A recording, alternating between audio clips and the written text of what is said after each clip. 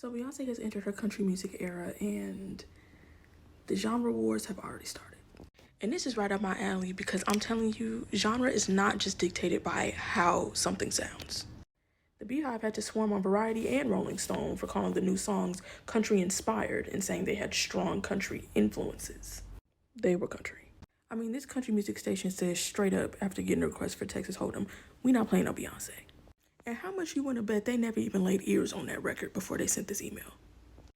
And this record sounds no less like country music than anything on the country charts right now. It actually sounds more like country music than some of the stuff that the most popular country artists are coming out with today. There are a lot of reasons why we assign certain genre labels to certain pieces of music that go beyond just what they sound like. One of those that you could say is at play here is probably one of the most benign, which is reputation. Beyonce doesn't have the reputation of being a country artist. Now, if you are a Beyonce fan, then you know her background. You know, she's not a stranger to country music or the culture around it at all. But it's not a lie to say that Beyonce is not known as a country music artist. Like I said, that would be the best case scenario. Unfortunately, I don't think that's the reason behind the resistance to her country era. There's a robust history of race being a factor in how we interpret and label genres, especially when it comes to Black artists. You might remember a few years ago when Tyler, the Creator, won the Best Rap Album Grammy for Igor. He was conflicted about it because there were a lot of different genres and styles on that album, and he felt pigeonholed by the Grammy's urban categories. You could try to say that's a case of reputation too. Tyler, the Creator, is a rapper, but that doesn't mean that everything he makes is rap music. And he's nowhere near the only Black artist for this to happen to, even at the Grammys. A couple years ago, there were composers upset at the classical Grammy nominations for two pieces in particular they considered not to be classical music, but instead pop and jazz. And would you like to take a guess on who was behind those two compositions that they thought were especially unfit for the classical Grammys?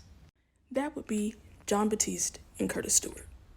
Scott Joplin, who's known for ragtime music, wrote an opera, and somewhere down the line they decided to start calling it a ragtime opera, despite it not being ragtime.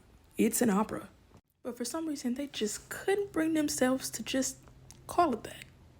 And over the years, there's been a lot that's encouraged us to link race in genre, like the term race music being used to describe music of a bunch of different genres that was recorded by or marketed to Black people. Sometimes quite literally the exact same song would be recorded by both a white person and a Black person, and the Black one would be marketed as a race record.